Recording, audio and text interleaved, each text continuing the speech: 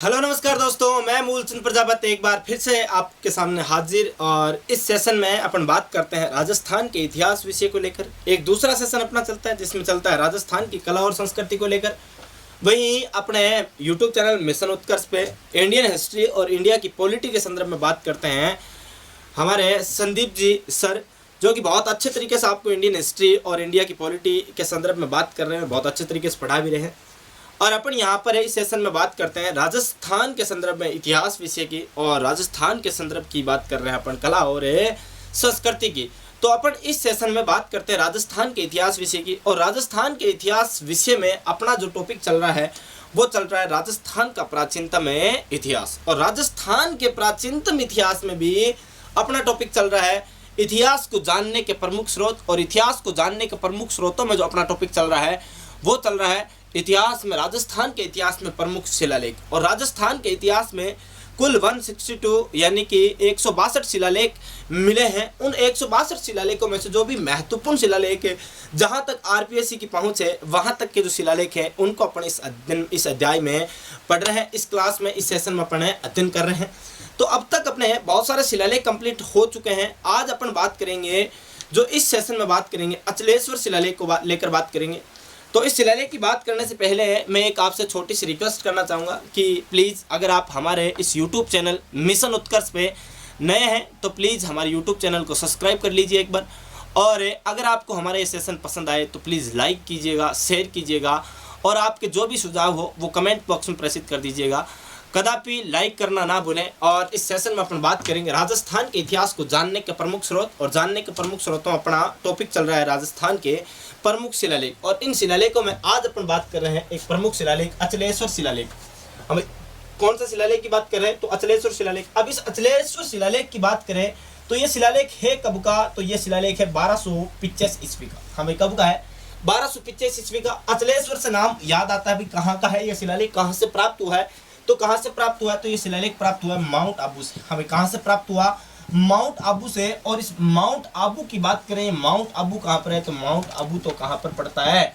सिरोही में पड़ता है साहब। कहाँ पे पड़ता है? माउंट आबू तो सिरोही में पड़ता है। अब इस शिलालेख की बात करें भाई, इसके रचयिता कौन है, इसके उत्खननकर्ता कौन है, तो इसकी भी बात कर लेते हैं। इसके रचयिता की बात करें, सबसे पहले रचयिता यानी कि इसके लेखक कौन है? तो रचयिता है इसके शुभ सिंह। हाँ भाई, क्या नाम मिलता है? इनके रचयिता का नाम मिलता है शुभ सिंह, नाम है शुभ सिंह। और आपसे पूछ ले उत्कीर्णन करता कौन है, यानी कि शिलाओं के ऊपर इस शिलालेख को जो रचना की गई है उसको उत्कीर्णन करने वाला व्यक्ति कौन है? शिलाओं के ऊपर खुदाई करने वाला व्यक्ति कौन है? तो उत्कीर्णन करता की बात करें तो यह व्यक्ति है करम सिंह। हाँ भाई, कौन है? करम सिंह है। करम सिंह और शुभ सिंह अपन ने बात कर ली। रचयिता है शुभ सिंह, वही उत्कीर्णन करता है करम सिंह। अब अपन बात करें भाई, इस शिलालेख में ऐसी कौन सी जानकारी उल्लेखित है जो अपने को जानना बहुत जरूरी है? ऐसी कौन सी जानकारी, यानी कि अपन बात करें आरएस प्री में पिछली बार एक क्वेश्चन आया था। क्वेश्चन क्या आया 2018 में कि राजस्थान का वह कौन सा शिलालेख जिससे ये जानकारी प्राप्त होती है कि राजस्थान के राजपूतों की उत्पत्ति अग्निकुंड से हुई है। यानी कि राजस्थान के जो राजपूत हैं इनकी उत्पत्ति अग्निकुंड से बताई। ऐसा कौन सा शिलालेख है? तो वो शिलालेख है कौन सा? अचलेश्वर शिलालेख। हाँ भाई, आप लिख सकते हो, इसमें सीधा सीधा लिख लेना, राजपूतों की उत्पत्ति, राजपूतों की उत्पत्ति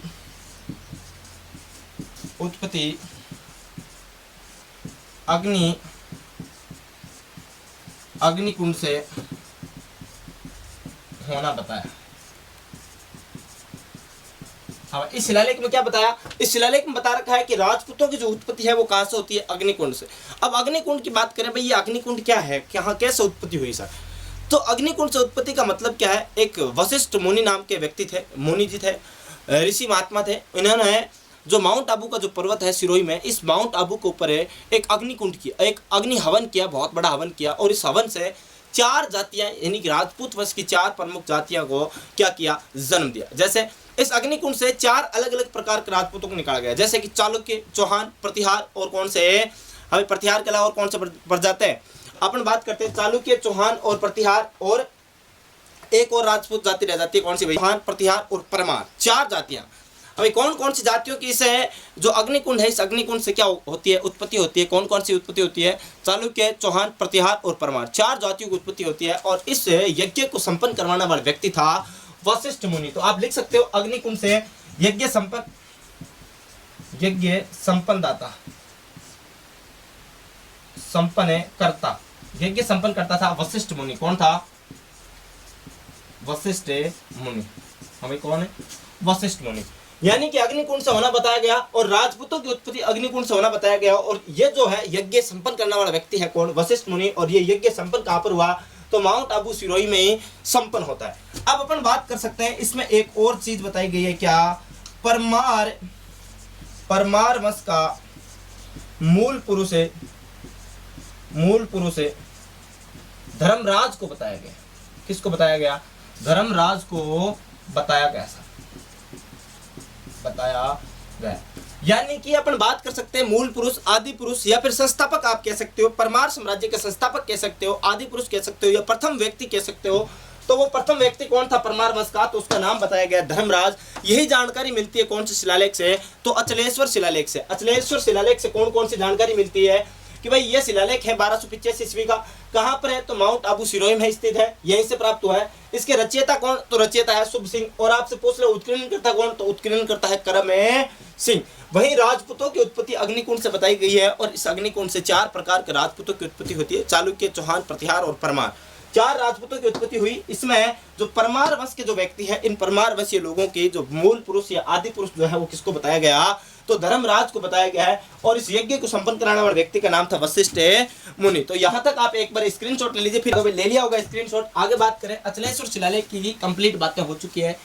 इसके बाद एक ऐसे शिलालेख, ऐसी प्रशस्ति की बात करते हैं जो कि एक खान के नाम पर है। और खान यानी कि चांदी की खान, राजस्थान की सबसे बड़ी चांदी की खान की बात करें तो कौन सी? जावर की खान। और इसी जावर की खान की बात करेंगे और इसी जावर की खान पर एक शिलालेख प्राप्त होता है। और शिलालेख क्या अपनी प्रशस्ति कहे तो ज्यादा बेटर रहेगा। तो अपन बात करें वो जावर की प्रशस्ति। हमें कौन सी प्रशस्ति? जावर प्रशस्ति। बात करते हैं जावर है प्रशस्ति की। इस जावर प्रशस्ति की बात करें तो ये जावर प्रशस्ति सबसे पहले तो अपन बात करें भाई है कब की। सबसे महत्वपूर्ण बात तो यही होती है कब की है और कहां से प्राप्त होती है। तो कहां? तो आप लिखोगे रामा स्वामी मंदिर। कहां से प्राप्त होती है? रामा स्वामी मंदिर। और रामा स्वामी मंदिर की बात करें तो ये कहां पर पड़ता है साहब? उदयपुर में पड़ता है। हाँ भाई, कहां पर पड़ता है? रामा स्वामी मंदिर है। तो रामा स्वामी मंदिर तो पड़ता है कहां पर है? उदयपुर में पड़ता है। और उदयपुर की बात करें, रामा स्वामी मंदिर उदयपुर की बात कर रहे हैं। और ये जो प्रशस्ति है ये कब की है? 1497 ईस्वी की क्या पड़ती है? प्रशस्ति पड़ती है। अब अपन बात करें भाई इसके जो रचयिता है, इस रचयिता की बात करें भाई, रचयिता कौन है? इस प्रशस्ति के रचयिता, लिखने वाला कौन है? तो लिखने वाला आप बताओगे कौन है? कमेंट बॉक्स में आज कमेंट करना है आपको। और अपन बात करें भाई उत्कीर्णन करता कौन है? उत्कीर्णन करता की बात करें तो कौन है? योगेश्वर। हमें आप लिख लेना विसल है योगेश्वर भट्ट। विसल योगेश्वर भट्ट। और आप रचयिता की बात करें तो रचयिता का नाम पड़ता है इसके देवनाथ या फिर आप कह सकते हो इसी का नाम मिलता है क्या? एकनाथ। हाँ, जावर की प्रशस्ति रामा स्वामी मंदिर उदयपुर से प्राप्त होती है। 1497 ईस्वी की प्रशस्ति है। इसके रचयिता देवनाथ या एकनाथ है। तो उत्कीर्णन करता कौन है? विसल योगेश्वर भट्ट है। अब इसके बारे में कुछ और महत्वपूर्ण जानकारी मिलती है। वो कौन कौन सी जानकारी मिलती है? पहला आप इस चीज का स्क्रीनशॉट ले लीजिए। तो ले लिया होगा स्क्रीनशॉट। आगे बात करते हैं इसी जावर की प्रशस्ति के बारे में। 1497 ईस्वी की प्रशस्ति है। रामा स्वामी मंदिर उदयपुर से प्राप्त होती है। रचयिता तो देवनाथ या एकनाथ है। तो विसल योगेश्वर भट्ट इसके क्या है? उत्कीर्णन करता कहलाते हैं। वहीं आगे बात करें इस जावर प्रशस्ति में और क्या क्या चीज उल्लेखनीय मिलती है। तो अपन आप यहां लिख सकते हो जावर प्रशस्ति। हमें जावर है प्रशस्ति। अब इस जावर प्रशस्ति की बात करें तो यहां पर है रमाबाई को वागेश्वरी कहा गया। वागेश्वरी कहा गया। हाँ, ये रमाबाई कौन सी? रमाबाई वही जो राणा कुंभा की क्या थी? वही राणा कुंभा की पुत्री थी। और ये संगीत में क्या थी? महारत हासिल थी। इसीलिए इसको उपमा दी किसकी? वागीश्वरी की उपमा दी गई। और ये कौन सी प्रशस्ति में इसको उपमा दी गई है? तो ये जावर की प्रशस्ति में इसको उपमा दी गई है। वहीं और बात करें और क्या भाई, एक आपने नाम सुना होगा रायमल। हाँ भाई, मेवाड़ के इतिहास में एक राजा है रायमल। और रायमल में आपने नाम सुना होगा श्रृंगार देवी का। हाँ भाई, कौन सी देवी? श्रृंगार देवी के विवाह का उल्लेख। हाँ भाई, क्या उल्लेख है? विवाह का उल्लेख। विवाह का क्या मिलता है, उल्लेख मिलता है साहब। अब बात करें ये रायमल कौन, तो ये रायमल है मेवाड़ के राणा कुंभा का पुत्र, राणा का कुंभा का पुत्र है। और यहाँ श्रृंगार देवी की बात करें तो ये राव जोधा की पुत्री, हमें राव जोधा की पुत्री, जोधा की पुत्री यानी कि बात करें भाई मारवाड़ की क्या है, राजकुमारी है, और मेवाड़ की क्या है, रानी है साहब। कौन है, श्रृंगार देवी। इसी की बात करें तो इसने चित्तौड़गढ़ में घोसुंडी बावड़ी का निर्माण करवाया था। हाँ, चित्तौड़गढ़ में घोसुंडी बावड़ी का निर्माण, आपसे पूछ रहे चित्तौड़गढ़ में घोसुंडी बावड़ी का निर्माण किसने करवाया, तो घोसुंडी बावड़ी का निर्माण भी किसने करवाया था, ये निर्माण भी किसने करवाया, श्रृंगार देवी ने करवाया। और ये श्रृंगार देवी तो किसकी पत्नी, श्रृंगार देवी तो रायमल की पत्नी, और रायमल किसका पुत्र, तो कुंभा का पुत्र, और श्रृंगार देवी किसकी पुत्री, तो राव जोधा की क्या कहलाती है, पुत्री कहलाती है। और क्या उल्लेख मिलता है, तो एक चीज और आप लिख लेना, फिर ये जावर की प्रशस्ति आपकी क्या हो जाएगी, संपूर्ण हो जाएगी साहब। और क्या याद रखना है, याद ये रखना है कि रायमल वे कुंभा की साहित्य के उपलब्धियों का वर्णन, साहित्य के उपलब्धियों का वर्णन। हमें आपसे पूछ ले रायमल है वह राणा कुंभा के साहित्यिक उपलब्धियों का वर्णन कौन सी प्रशस्ति में मिलता है, तो वो प्रशस्ति है जावर की प्रशस्ति। 1497 ईस्वी की प्रशस्ति है, जावर उदयपुर से रामास्वामी मंदिर से प्राप्त होती है। और इस जो प्रशस्ति है इसमें रायमल व श्रृंगार देवी के विवाह का भी उल्लेख मिलता है। तो रमाबाई को वागेश्वरी भी कहा गया है। और अपन बात करेंगे अगले शिलालेख की ओर, इससे पहले आप इसका एक स्क्रीनशॉट ले लीजिए, क्या होगा स्क्रीनशॉट। आगे बात करें, अब अगला जो शिलालेख है वो शिलालेख अपन पढ़ेंगे समधीश्वर का शिलालेख। हमें कौन सा शिलालेख पढ़ेंगे, समधीश्वर का शिलालेख। जावर प्रशस्ति उम्मीद करता हूं आपको अच्छे तरीके से समझ में आ चुकी होगी। इससे पहले अपना अचलेश्वर शिलालेख की बात कर ली थी। अब अपन अगला जो शिलालेख है उसकी बात करें, समधीश्वर शिलालेख। और समधीश्वर शिलालेख तो कहां से प्राप्त होता है, आप एक बार सोच विचार कर लीजिए, तब तक मैं आपको बता ही दूंगा। आपको अगर आता है समधीश्वर शिलालेख कहां से मिला है तो बहुत ही अच्छी बात है। तो अपन बात करते हैं कौन से शिलालेख की, समधीश्वर शिलालेख। हमें कौन से शिलालेख की, समधीश्वर है शिलालेख।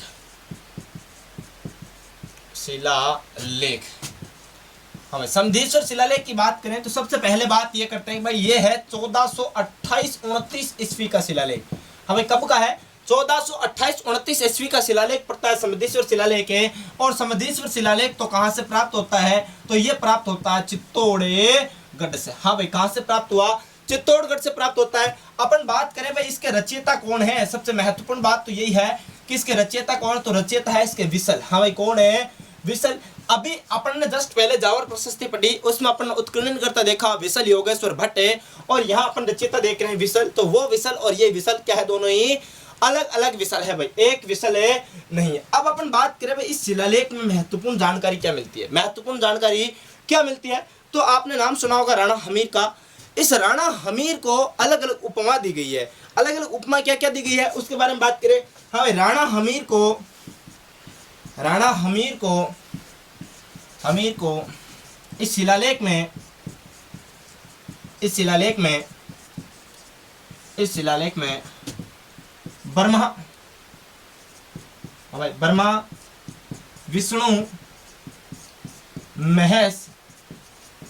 ब्रह्मा विष्णु महेश शंकर व कर्ण की उपमा दी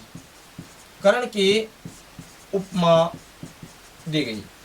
हाँ, हमीर, राणा हमीर की बात करें, राणा हमीर वही बंदा है जिसने अलाउद्दीन खिलजी ने जब मेवाड़ पर पूरा अपना आधिपत्य स्थापित कर लिया और चित्तौड़ का नाम चेंज करके खिजराबाद कर दिया, और अपने पुत्र खिजर खां के अधीन में जब मेवाड़ रियासत सौंप दी थी। और उसके बाद की बात करें तो राणा हमीर ऐसा व्यक्ति था जिसने पुनः मेवाड़ पर अपना क्या कर लिया था, कब्जा कर लिया था। और मेवाड़ पर पुनः कब्जा करने के बाद की बात करें तो राणा हमीर ने यहाँ पर वापिस सिसोदिया वंश की क्या डाल दी, नींव डाल दी। और इसीलिए इसको विषम घाटी पंचानन की उपमा भी दी गई है। और इस शिलालेख में इसको ब्रह्मा विष्णु महेश व शंकर तथा दानवीर कर्ण के समान बताया गया है। किसको, यहाँ पर बताया गया राणा हमीर को। एक बात और महत्वपूर्ण बात, क्या इस शिलालेख में मेवाड़ के, हमें कहाँ की बात कर रहे हैं, मेवाड़ के प्रमुख वास्तुकारों का उल्लेख। हाँ भाई, क्या उल्लेख मिलता है? प्रमुख जो वास्तुकार है उनका उल्लेख मिलता है, जैसे कान्हा, पन्ना, धन्ना, फन्ना, हादा, ये आपने नाम सुने होंगे। देपाक, बहुत सारे नाम आपने, बहुत सारे जो वास्तुकार है मेवाड़ के, इनके नाम सुने होंगे। इन वास्तुकारों का जो पूरा बायोडाटा मिलता है, भाई ये कहाँ से थे, कैसे कैसे व्यक्ति थे, किसके दरबार में थे और क्या क्या इन्होंने महत्वपूर्ण कार्य किए, इनकी जो जानकारी देता है, कौन सा शिलालेख देता है, तो ये जानकारी देता है समृद्धीश्वर है शिलालेख। यहाँ तक एक बार स्क्रीनशॉट ले लीजिए, लिया होगा स्क्रीनशॉट। अगला जो शिलालेख अपन अध्ययन करेंगे वो शिलालेख है कौन सा? शंकरघटा शिलालेख। हम कौन सा शिलालेख की बात कर रहे हैं? शंकरघटा शिलालेख। अगला शिलालेख है शंकरघटा शिलालेख। और शंकरघटा शिलालेख तो कहां से प्राप्त होगा? नाम है शंकर है तो शिव जी की बात तो करेंगे। अगर शंकर नाम आए और शिव जी की बात नहीं करे, ऐसा तो हो ही नहीं सकता भाई। तो नाम है कौन सा? शंकरघटा। शंकरघटा शिलालेख। हाँ, शंकरघटा शिलालेख तो कब का है? तो आप बात करेंगे भाई शंकरघटा शिलालेख कब का है? तो यह है 713 ईस्वी का शिलालेख। कब का? 713 ईस्वी का शिलालेख। अब ये प्राप्त कहां से होता है? प्राप्त होता है गंभीरी नदी से। हाँ भाई, कहां से? गंभीरी नदी के नदी पर बने बांध पर शिवजी मंदिर से। शिवजी मंदिर से। हाँ, बात आ गई शिव जी की। शंकरघटा शिलालेख शिव जी के नाम पर नाम पड़ा। कौन सा घटा? शंकरघटा शिलालेख है। और शंकरघटा शिलालेख तो कहां से प्राप्त होता है? तो गंभीरी नदी पर जो बांध बना हुआ है, उस बांध के ऊपर जो शिव जी का मंदिर बना हुआ है, इसी से ये शिलालेख प्राप्त होता है। और स्थान की बात कर ले भाई, शिव जी का मंदिर स्थान कौन से पड़ता है?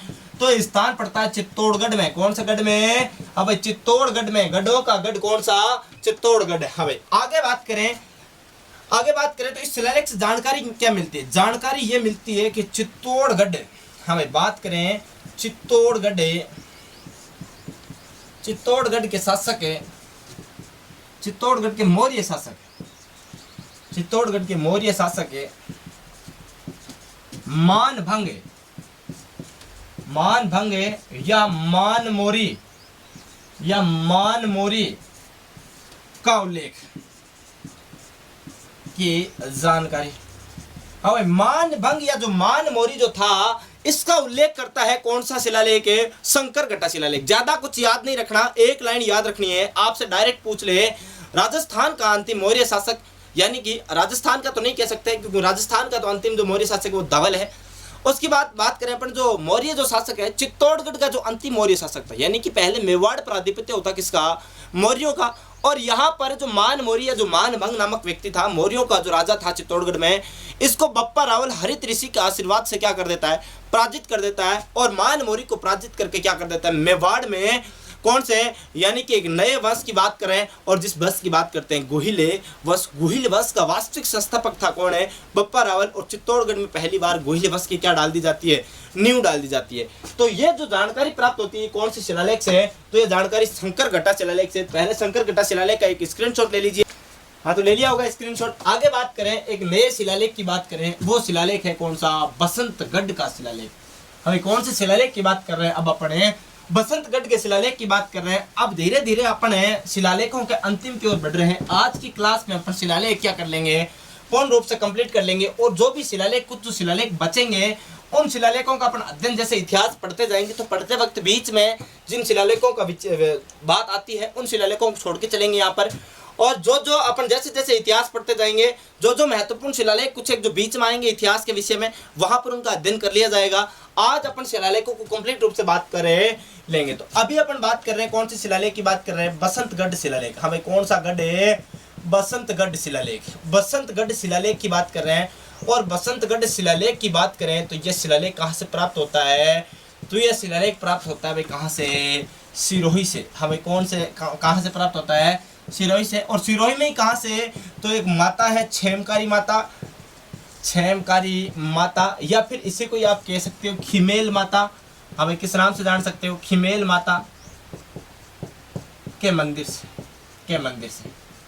हाँ भाई, मंदिर से। हमें खिमेल माता या फिर क्षेमकारी माता के मंदिर से प्राप्त होता है। और ये जो माता का मंदिर है, ये कहाँ पर पड़ता है? तो ये पड़ता है सिरोही में। अब आपसे पूछ ले भाई ये शिलालेख है कब का? तो आपका उत्तर होगा 625 ईस्वी का शिलालेख है। या फिर आपसे पूछ ले विक्रम संवत में ये शिलालेख कब का है, तो विक्रम संवत में ये शिलालेख पड़ता है 682 का। हाँ भाई, विक्रम संवत 682 और ईस्वी सन की बात करें तो 625 ईस्वी का ये शिलालेख पड़ता है। और आपसे पूछ ले भाई शिलालेख की भाषा कौन सी है, तो भाषा है शिलालेख की कौन सी भाई, संस्कृत भाषा। हाँ भाई, कौन सी भाषा, संस्कृत भाषा। और आपसे फिर भी पूछ ले कि इस शिलालेख की लिपि कौन सी है, तो लिपि है इसकी कुटिल लिपि, यानी कि कुटिल लिपि जिसमें गद्दे पद्दे को मिक्स करके लिखा जाता हो। कूट लिपि जैसे अपन बढ़िया वगैरह जो अपना लिखते हैं ना, महाजनी लिपि, नागरी लिपि, उसी प्रकार एक लिपि पड़ती है कौन सी, कुटिल लिपि, जिसमें सर्पिलाकार आकृति में कुछ अक्षर लिखे जाते हैं जो हर किसी को डायरेक्ट समझ में नहीं आते, लेकिन भाषा संस्कृत है, लिपि कुटिल का प्रयोग किया गया है। आगे बात करें भाई, ये जो बसंतगढ़ शिलालेख इसकी खास बात क्या है, क्यों इस शिलालेख को अपन याद रखते हैं, तो most very most important 5 star लगा लीजिए चाहिए आप। तो ये जो बात है ये बहुत ही महत्वपूर्ण बात है, और मैंने पहले इसका जिक्र भी कर दिया जब इतिहास शुरू किया था, पहली क्लास में मैंने इसका जिक्र किया है क्या, कि राजस्थान के लिए, हाँ भाई राजस्थान के लिए राजस्थानीय द्वितीय, राजस्थान के लिए राजस्थानीय द्वितीय शब्द का प्रयोग। अब राजस्थान के लिए सर्वप्रथम राजस्थानी द्वितीय शब्द का प्रयोग कौन सी शिलालेख में किया गया, तो वो शिलालेख कौन सा, बसंतगढ़ शिलालेख। पहले आप इन चीजों का स्क्रीनशॉट ले लीजिए, आपने यहाँ तक नोट कर लिया होगा, स्क्रीनशॉट ले लिया होगा। अब अपन बात करें अगला जो इसी में बात करते हैं इस शिलालेख की और कौन सी महत्वपूर्ण बातें हैं, तो ज्यादा नहीं 2-3 बात और याद रखनी है। सबसे महत्वपूर्ण बात तो यही याद रखनी थी कि राजस्थान के लिए शिलालेख में राजस्थानी द्वितीय शब्द का क्या किया गया है, प्रयोग किया गया है। अब अगली जो महत्वपूर्ण बात जो इस शिलालेख में आपको याद रखनी है वो क्या, कि यहाँ पर कुछ 2-3 जानकारियां और उल्लेखित है, उनके बारे में बात कर लेते हैं। पहले क्या, नंबर 1 बात तो ये याद रखनी है, चावड़ा वंश राजस्थान का एक वंश हुआ, चावड़ा वंश। ज्यादा जानकारी मिलती नहीं है, लेकिन कुछ जो जानकारी शिलालेख में प्राप्त होती है उसके आधार पर बता देता हूँ। अब चावड़ा वंश का एक शासक हुआ वरमलात, चावड़ा वंश का शासक है वरमलात के सामंत है राजिल व इसके पिता वज्रभट्ट। और इस वज्रभट्ट को किस नाम से जाना जाता है, इसी को सत्याश्रय के नाम से जाना जाता है। इतिहास में इसी को किस नाम से जाना गया, सत्याश्रय के नाम से जाना गया। हाँ, सत्याश्रय के नाम से जाना गया। वज्रभट्ट या सत्याश्रय, वज्रभट्ट की जानकारी उपलब्ध, जानकारी का उल्लेख। हाँ भाई, मिलता क्या है कि एक व्यक्ति हुआ चावड़ा वंश का, एक शासक हुआ चावड़ा वंश में वरमलात, और इस वरमलात की तो जानकारी उपलब्ध है ही है। इसके साथ साथ वरमलात का एक सामंत हुआ जिसका नाम था राजिल, इसकी भी जानकारी उपलब्ध है। और इस राजिल के पिताजी का नाम था वज्रभट्ट, या फिर इन्हीं को सत्याश्रय का नाम से जाना जाता है। इन तीनों व्यक्तियों की पूरी जो जानकारी है वो कौन से शिलालेख में उपलब्ध है, तो वो है बसंतगढ़ के शिलालेख में। अब और क्या महत्वपूर्ण है इसमें, और यह है कि मेवाड़ के प्रारंभिक राजा, हाँ भाई मेवाड़ के प्रारंभिक राजा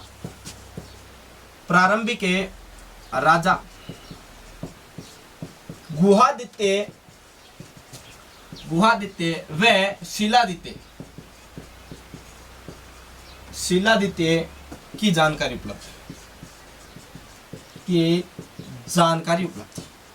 हमें मेवाड़ के जो प्रारंभिक राजा हुए गुहादित्य व शिलादित्य, इनकी जानकारी तो कौन से शिलालेख में उपलब्ध है, तो वो जानकारी है बसंतगढ़ के शिलालेख में, जो कि 625 ईस्वी का क्या है, शिलालेख है। और एक और महत्वपूर्ण बात, वर्तमान में यह शिलालेख कहाँ पर स्थित है, तो वर्तमान में ये कहाँ पर है, वर्तमान में यह शिलालेख कहाँ स्थित है भाई, तो वर्तमान में यह शिलालेख राजपुताना संग्रहालय में स्थित है। कहाँ पर है, राजपुताना संग्रहालय है। राजपुताना संग्रहालय तो कहाँ पर स्थित है, राजपुताना संग्रहालय तो अजमेर में स्थित है। कहाँ पर स्थित है भाई, अजमेर में स्थित है। कहाँ स्थित है, तो अजमेर में स्थित है। ये कुछ महत्वपूर्ण बातें थी कौन से शिलालेख से संबंधित है, तो ये महत्वपूर्ण बातें थी। बसंतगढ़ शिलालेख 625 ईस्वी का 682 विक्रम संवत का शिलालेख जो कि सिरोही से प्राप्त होता है। सिरोही से प्राप्त हो गया। ये तो यहाँ तक तो बात ठीक थी, कोई दिक्कत वाली बात नहीं। संस्कृत भाषा का शिलालेख था, भाषा इसकी लिपि थी, कुटिल लिपि थी। राजस्थान के लिए राजस्थान ये द्वितीय शब्द का सर्वप्रथम प्रयोग कौन से शिलालेख में, तो बसंतगढ़ शिलालेख में। वहीं इसके साथ जो है चावड़ावश के राजा ब्रह्मलात और इसके सामंत राजिल, और राजिल के जो पिताजी है जिनका नाम है वज्रभट्ट, इनकी भी जानकारी कौन से शिलालेख से, तो बसंतगढ़ शिलालेख से। यहाँ तक बात ठीक है। फिर जो मेवाड़ के जो प्रारंभिक राजा हुए गुहादित्य और कौन शिलादित्य, इनकी जानकारी भी उपलब्ध है कौन से शिलालेख में, तो बसंतगढ़ शिलालेख में। और वर्तमान में ये शिलालेख कहाँ है, तो वर्तमान में ये शिलालेख राजपुताना संग्रहालय अजमेर में क्या है भाई, सुरक्षित है, बिल्कुल एकदम सुरक्षित है। यहाँ तक आप स्क्रीनशॉट ले लीजिए, होगा स्क्रीनशॉट। आगे बात करें भाई, अगला जो शिलालेख है उसकी बात करेंगे, बुचकुला शिलालेख की बात करेंगे। हमें कौन से शिलालेख की, ज्यादा नहीं, 4-5 महत्वपूर्ण शिलालेख और बचते हैं। इन 4-5 महत्वपूर्ण शिलालेखों की और बात कर लेते हैं, फिर अपने जो शिलालेख हैं वो पूर्ण रूप से क्या हो जाएंगे भाई, कंप्लीट हो जाएंगे। फिर अपन अगला जो टॉपिक उठाएंगे राजस्थान की जानकारी के जो स्रोत है, इतिहास की जानकारी के स्रोत, सिक्के, उनकी बात करेंगे अगले एपिसोड में। तो अभी बात करें कौन से शिलालेख की, बुचकुला कह दो चाहे बुचकला कह दो, बात एक ही है भाई, बुचकुला शिलालेख। और बुचकुला शिलालेख की बात करें तो ये कहाँ से प्राप्त होता है, सबसे पहले तो कहाँ से प्राप्त होता है और कहाँ से प्राप्त होता है, तो कब की बात कर रहे हैं, कब का ये शिलालेख है, तो ये शिलालेख है 815 ईस्वी का साहब। अब बात करें मिला कहाँ से, तो मिला था पार्वती माता के मंदिर से। हमें पार्वती माता मंदिर के सभा मंडप से प्राप्त। बात कर ली पार्वती माता मंदिर के सभा मंडप से प्राप्त। गुरुजी पार्वती माता के मंदिर तो अनेकों जगह हैं, जगह जगह पार्वती माता के मंदिर है, गांव गांव में पार्वती माता का मंदिर है। हम कौन से मंदिर में जाकर ढूंढे हैं इस शिलालेख को, जिससे कि हमें ये शिलालेख मिल जाए। तो आपको कहीं भटकने की जरूरत नहीं है, यह शिलालेख मिलता है बिलाड़ा जोधपुर से। कहाँ से भाई, बिलाड़ा से। और बिलाड़ा तो कहाँ पर पड़ता है, जोधपुर। ये वही बिलाड़ा जहाँ पर आई माता का प्रमुख क्या है, पूजा स्थल है, यानी कि पार्वती माता का जो मंदिर है वो बिलाड़ा जोधपुर में है। और इसी के सभा मंडप से कौन सा शिलालेख है, बुचकुला शिलालेख। और बुचकुला शिलालेख तो कब का साहब है, 815 ईस्वी का शिलालेख। ज्यादा कुछ याद रखना नहीं, आप एक चीज याद रख लेना, इसके रचयिता साहब है क्या, रचयिता कौन है, तो नानूराम है। कौन है, नानूराम है। और नानूराम तो कौन है, बर्मा भट्ट है। अब कौन है नानूराम है, बर्मा भट्ट, नानूराम वर्मा भट्ट इसके क्या है रे, रचयिता है। अरे नानूराम वर्मा भट्ट रचयिता है तो इसके उत्कीर्णन करता भी बता दो गुरुजी। तो उत्कीर्णन करता है इसके कौन है, उत्कीर्णन करता तो कौन है साहब, 2 आई है। कौन है, 2 आई है, 2 एक साथ आई है, 2 आई। वह इसके पुत्र है, कौन है, वह पुत्र पंचहरि, यानी कि हरि के पंच पुत्र है पंचहरि। वहीं 2 एक साथ आई, इसलिए 2 आई के पुत्र है पंचहरि। आपसे एक ही नाम पूछे ऑप्शन में, अगर आपके ऑप्शन में पहला ऑप्शन 2 आई हो और पंचहरि ऑप्शन में नहीं हो तब तो आपका उत्तर होगा 2 आई। अगर आपके ऑप्शन में 2 आई व पंचहरि दोनों हो तो आपका उत्तर होगा कौन सा, पंचहरि। आपसे पूछ ले बुचकुला शिलालेख के उत्कीर्णन करता कौन, तो आपका उत्तर होगा पंचहरि। अगर पंचहरि ऑप्शन में नहीं है तो आपका उत्तर होगा क्या, 2 आई, यानी कि 2 आई किसके पिता, पंचहरि के पिता है साहब। यहाँ तक तो बात ठीक है, लेकिन गुरुजी इससे जानकारी क्या मिलती है, तो जानकारी बहुत कुछ मिलती है रे। क्या जानकारी मिलती है, गुर्जर प्रतिहार वंश का एक राजा, कौन भाई, नागभट्ट। गुर्जर प्रतिहार वंश के राजा नागभट्ट प्रथम की जानकारी, किसकी जानकारी भाई, नागभट्ट प्रथम की जानकारी मिलती है। कौन से शिलालेख से मिलती है, तो वो शिलालेख है बुचकुला का शिलालेख है। और बात करें इस शिलालेख में संस्कृत भाषा के कितने श्लोक लगे हुए हैं भाई, संस्कृत भाषा के 20 श्लोक लगे हुए हैं। हाँ भाई, कितने श्लोक लगे, 20 श्लोक लगे हुए हैं इस शिलालेख में। कुल कितने श्लोक, तो 20 श्लोक। कौन से राजा की जानकारी, तो गुर्जर प्रतिहार वंश के राजा नागभट्ट प्रथम की क्या मिलती साहब, जानकारी मिलती। आप पूछ लोगे गुरुजी रचयिता कौन, तो रचयिता नानूराम वर्मा भट्ट है, तो उत्कीर्णन करता 2 आई, वह इसका पुत्र पंचहरि है। तो ये शिलालेख मिलता कब का है, 815 ईस्वी का। तो पार्वती माता का मंदिर बिलाड़ा गांव जोधपुर के सभा मंडप से क्या मिलता है, शिलालेख प्राप्त होता है साहब। यहां तक आप एक बार स्क्रीनशॉट ले लीजिए। हमें ले लिया होगा आपने स्क्रीनशॉट। अगला शिलालेख की बात करें अपराजित शिलालेख। हाँ भाई कौन सा शिलालेख बात करेंगे रे? अपराजित शिलालेख। हाँ भाई कौन सा?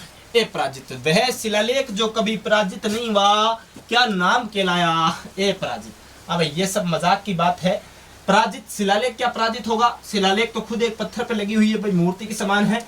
तो शिलालेख की बात कर रहे हैं, कौन से शिलालेख की? अपराजित शिलालेख। इस शिलालेख का नाम ही है अपराजित शिलालेख। तो अपराजित शिलालेख की बात करें तो उस समय, हाँ भाई कौन से समय का शिलालेख है? सबसे पहले तो आपको यही जानकारी, यानी कि शिलालेख का नाम पहले तो कौन सा? अपराजित। कौन सा नाम रे? अपराजित है। कब का गुरुजी? तो 661 ईस्वी का शिलालेख है रे।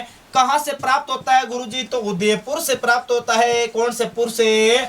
उदयपुर से प्राप्त होता है। भाषा तो इसकी संस्कृत है रे। कौन सी भाषा? संस्कृत है। भाषा संस्कृत उदयपुर से प्राप्त है। और बात करें इसके रचयिता की, तो इसका रचयिता कौन गुरुजी? तो रचयिता है दामोदर साहब। कौन है रे? रचयिता तो दामोदर है। वहीं इसके उत्कीर्णन करता कौन है? तो उत्कीर्णन करता है इसके कौन है? यशो भट्ट। कौन भाई? और यशो भट्ट। कौन से भट्ट? तो यशो भट्ट इसके क्या है? उत्कीर्णन करता है। तो रचयिता इसके दामोदर है, तो भाषा संस्कृत है।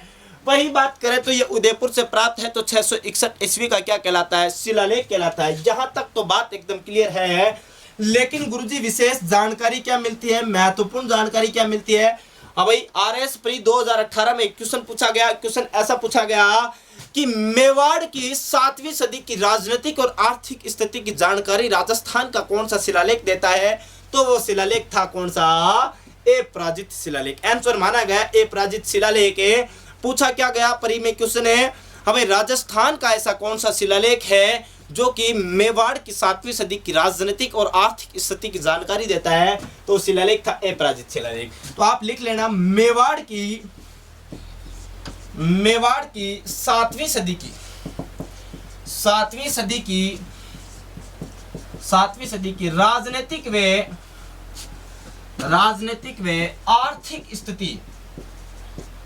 आर्थिक स्थिति की जानकारी उपलब्ध है। हाँ भाई कौन से शिलालेख में उपलब्ध है ये जानकारी? तो इस शिलालेख है अपराजित का शिलालेख, 661 ईस्वी का शिलालेख।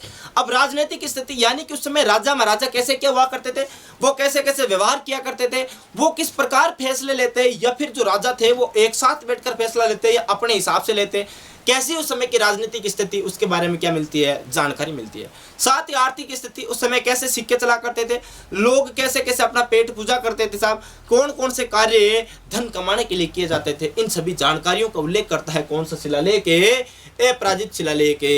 और बात करें और क्या महत्वपूर्ण रह गया, तो और भी एक दो चीज और आप इसमें ऐड कर सकते हो। अब वो कौन कौन सी चीज आप ऐड कर सकते हो? तो पहले तो आप मेवाड़ की आर्थिक स्थिति की बात कर ली, राजनीतिक स्थिति की बात कर ली, रचयिता की बात कर ली, दामोदर जी इसकी क्या है? रचयिता कहलाते हैं साहब। यहां तक तो अपन ने कंप्लीट बात कर लिया। एक दो जानकारी और क्या, कि ये जो शिलालेख है, इस शिलालेख को GH ओझा ने वर्तमान विक्टोरिया हॉल में रखवा दिया। हाँ भाई क्या?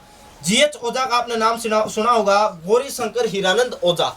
राजस्थान के इतिहास में महत्वपूर्ण इतिहासकार हुए गौरी शंकर हीरानंद ओझा। और गौरी शंकर हीरानंद ओझा ने GH ओझा ने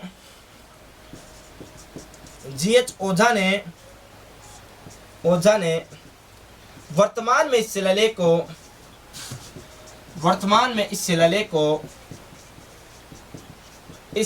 को विक्टोरिया हॉल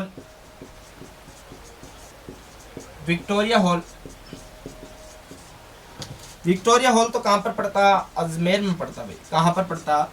अजमेर में रखवा दिया। हाँ भाई वर्तमान में आपसे पूछ रहे कि वर्तमान में अपराजित का शिलालेख कहां पर है संरक्षित करके रखा गया है, तो वो कहां पर संरक्षित करके रखा गया है? तो ये जो विक्टोरिया हॉल है, और विक्टोरिया हॉल की बात करें तो विक्टोरिया हॉल कहां पर पड़ता है? विक्टोरिया हॉल तो अजमेर में पड़ता है। और यहां पर किसने संरक्षित करवाया? तो GH ओझा ने करवाया। अब एक और महत्वपूर्ण जानकारी अगर याद रख लोगे तो ये शिलालेख आपका क्या हो जाएगा साहब? पूर्ण हो जाएगा। और क्या? इस शिलालेख में मेवाड़ के राजाओं का, हाँ भाई कौन से राजाओं का? मेवाड़ के राजाओं की उत्तरोत्तर विजयों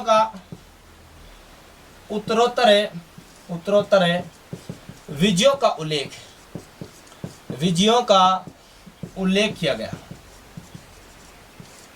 उल्लेख किया गया।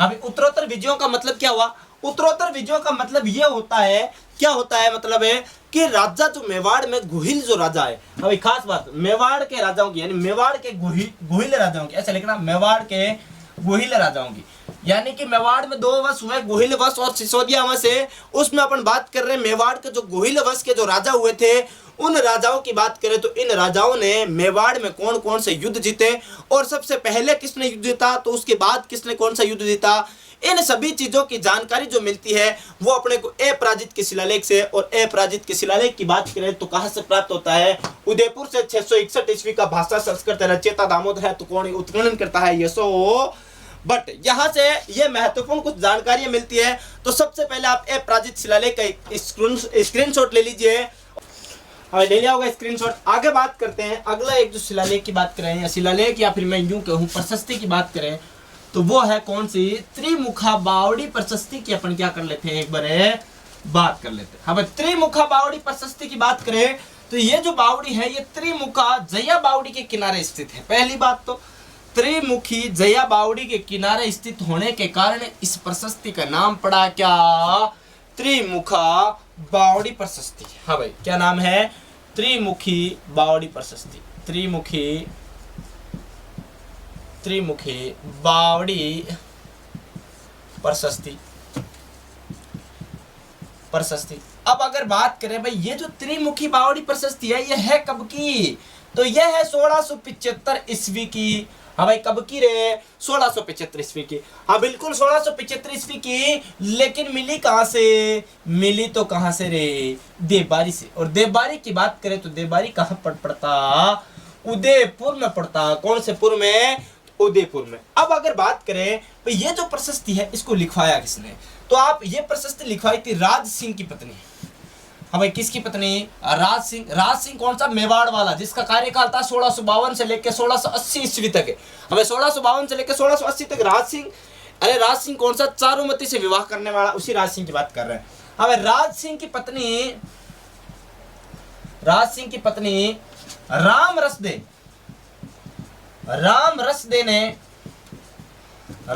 ने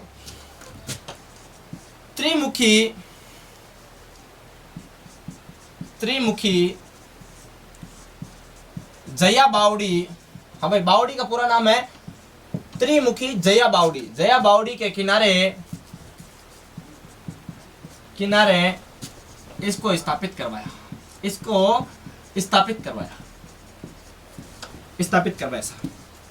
हाँ भाई, इस प्रशस्ति को त्रिमुखा बावड़ी नाम मिला क्योंकि ये त्रिमुखा जया बावड़ी के किनारे स्थित है। लेकिन त्रिमुखा जया बावड़ी के किनारे इसको स्थापित किसने करवाया? तो राज सिंह जी की पत्नी थी राम रसदे, और राम रसदे ने इसको यहाँ पर स्थापित करवा दिया। अब स्थापित करवाया तो इसमें जानकारी क्या मिलती है? कौन कौन सी महत्वपूर्ण जानकारी मिलती है? तो नंबर 1 जानकारी मिलती है इसमें चारुमती विवाह की जानकारी। हमें कौन सी जानकारी? चारुमती विवाह की जानकारी। साहब, विवाह की जानकारी, ये लो महत्वपूर्ण जानकारी। अब चारुमती विवाह की जानकारी एक और प्रशस्ति भी देती है जिसके बारे में जिक्र आपके सामने पहले की क्लासों में कर चुका हूं। तो वो प्रशस्ति है कौन सी? राज प्रशस्ति, जो कि राजसमंद से प्राप्त होती है और राजसमंद झील के किनारे लगी हुई है, जिसके किनारे 9 चौकीपाल पर लगी हुई है। और यहीं पास में घेवर माता का क्या था? मंदिर था। वहां से भी चारुमती विवाह की जानकारी, लेकिन त्रिमुखा बावड़ी प्रशस्ति से भी कौन से विवाह की जानकारी मिलती है? तो चारुमती विवाह। और चारुमती कौन है? तो ये किशनगढ़ के महाराजा की पुत्री थी और औरंगजेब इससे विवाह करना चाहता था। और अगर बात करें तो विवाह करके लेकर कौन चला गया? राज सिंह इससे विवाह करके लेकर चला गया। यहाँ पर मैं आपका ज्यादा समय खराब नहीं कर जब राज सिंह की बात करेंगे मेवाड़ के इतिहास की, उस समय इसकी बात करेंगे पूरी कहानी की। और बात करें भाई और क्या जानकारी मिलती है इसमें? बप्पा रावल से लेकर, हाँ भाई, बप्पा रावल से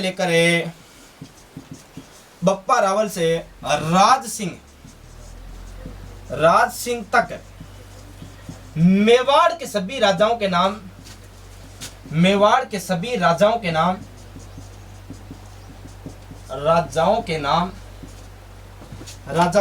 हुए उपलब्धियों की जानकारी। नाम हुए उपलब्धियों की क्या मिलती है? उपलब्धियों की जानकारी मिलती है। क्या मिलती है? जानकारी मिलती है। अब मेवाड़ में बात करें, बप्पा रावल की बात करें, बप्पा रावल कौन है? मेवाड़ में वास्तविक जो संस्थापक था मेवाड़ियों का, गोहिल वंश का, वो था बप्पा रावल है। और बप्पा रावल से लेकर राज सिंह जो कि चारुमती से विवाह करने वाला तथा औरंगजेब के समकालीन जो शासक था, इस तक की बात कर रहे हैं। और राज सिंह और बप्पा रावल से लेकर राज सिंह तक जितने भी राजा महाराजा हुए, छोटे मोटे जितने भी राणा यहाँ पर हुए मेवाड़ में, उन सभी का जिक्र करता है। कौन सी प्रशस्ति? तो वो है त्रिमुखा बावड़ी प्रशस्ति। और क्या जानकारी इसमें? तो और अपन बात करें भाई, इसमें एक और जानकारी राज सिंह द्वारा निर्मित। हाँ भाई, राज सिंह द्वारा निर्मित है, राज सिंह द्वारा निर्मित है सर्व ऋतु महल एवं अन्य निर्माणों की जानकारी, एवं अन्य निर्माण कार्यों की जानकारी, अन्य निर्माण कार्यों की जानकारी, यानी कि एक प्रशस्ति जो कि 1675 ईस्वी की देबारी उदयपुर से प्राप्त होती है, जिसको त्रिमुखा जया बावड़ी के किनारे राम रसदे जो कि राज सिंह की पत्नी थी स्थापित करवाती है। इससे जानकारी ये मिलती है कि बप्पा रावल से लेकर राज सिंह तक जितने भी राजा महाराजा थे, उन सभी राजा महाराजाओं के नाम तथा उन्होंने अपने जीवन काल में कौन कौन से महत्वपूर्ण कार्य किए, या फिर इनके कौन कौन से उपनाम हैं, या फिर इन्होंने कौन कौन से निर्माण कार्य करवाए, इन सभी की जानकारी देती है कौन सी प्रशस्ति? तो त्रिमुखी बावड़ी प्रशस्ति। इसके साथ साथ चारुमती विवाह की जानकारी भी देती है कौन सी प्रशस्ति? त्रिमुखा बावड़ी प्रशस्ति। और राज सिंह ने एक महल का निर्माण करवाया, सर्व ऋतु महल। इसके निर्माण के बारे में, इसकी नींव कब रखी गई, इस महल का निर्माण कब शुरू हुआ तथा कब समाप्त हुआ, तथा कौन कौन से कार्य कब किस किस के द्वारा किए गए, इन सभी की जानकारी के साथ साथ राज सिंह ने जो अन्य निर्माण कार्य करवाए, इनके बारे में कुछ है अन्य महत्वपूर्ण जानकारी यहाँ पर क्या है स्थित है इस त्रिमुखा बावड़ी से। तो पहले आप इसका स्क्रीनशॉट ले लीजिए। हाँ तो दोस्तों, ले लिया होगा आपने स्क्रीनशॉट। आगे अपन बात करते हैं, एक अगली और प्रशस्ति की बात करें, जो कि वो भी उदयपुर की प्रशस्ति है। और उदयपुर में कहाँ की है, इसके बारे में बातें कर लेते हैं। ज्यादा कोई बहुत बड़ी बात है नहीं, छोटी सी प्रशस्ति है, और इसके बारे में अपन बात कर लेते हैं क्या क्या महत्वपूर्ण है इस प्रशस्ति के बारे में। और जो प्रशस्ति अपन अब डिस्कस कर रहे हैं, जिस प्रशस्ति के बारे में पढ़ने वाले हैं, उसका नाम है जना सागर प्रशस्ति। और जना सागर प्रशस्ति की बात करें तो ये कब की है? 1677 ईस्वी की प्रशस्ति है भाई। कौन सी प्रशस्ति? जना सागर प्रशस्ति। जना सागर प्रशस्ति। और जना सागर प्रशस्ति है कब की? तो 1677 ईस्वी की, और राज सिंह के काल के साथ। और ये मिलती कहाँ से है? तो ये मिलती है बाड़ी से। हाँ भाई, कहाँ से है? बाड़ी। और बाड़ी धौलपुर वाला नहीं होकर कहाँ पर है? बाड़ी, ये उदयपुर की बात कर रहे हैं, यहाँ से ये प्रशस्ति मिलती है। और इस प्रशस्ति की बात करें तो इस प्रशस्ति में है क्या भाई? ये प्रशस्ति पहली बात तो लगाई किसने? तो आप सीधे सीधे लिख सकते हो राज सिंह ने। राज सिंह। और राज सिंह का कार्यकाल तो 1652 से 80 तक रहा था, मेवाड़ का राजा है। और राज सिंह ने अपनी माता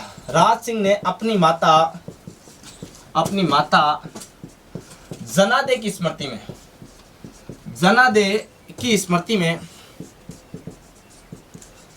स्मृति में लगवाई। अबे राज सिंह ने अपनी माता जनादे की स्मृति में कौन सी प्रशस्ति लगवाई? तो वो प्रशस्ति लगवाई जना सागर प्रशस्ति। और इस जना सागर प्रशस्ति की बात करें तो ये बाड़ी उदयपुर में मिलती है।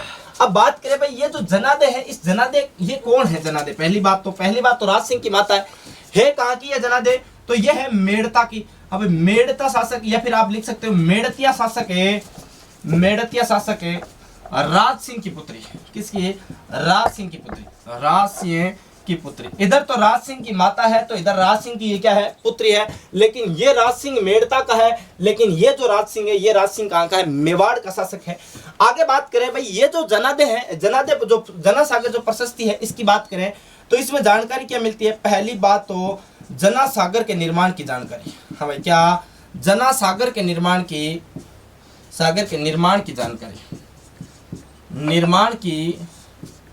जानकारी मिलती है। हाँ भाई, जना सागर के निर्माण की जानकारी कौन सी प्रशस्ति से मिलती है? तो वो है जना सागर प्रशस्ति। और जना सागर प्रशस्ति से निर्माण की जानकारी मिलती है कौन से सागर की? जना सागर के निर्माण की जानकारी मिलती है।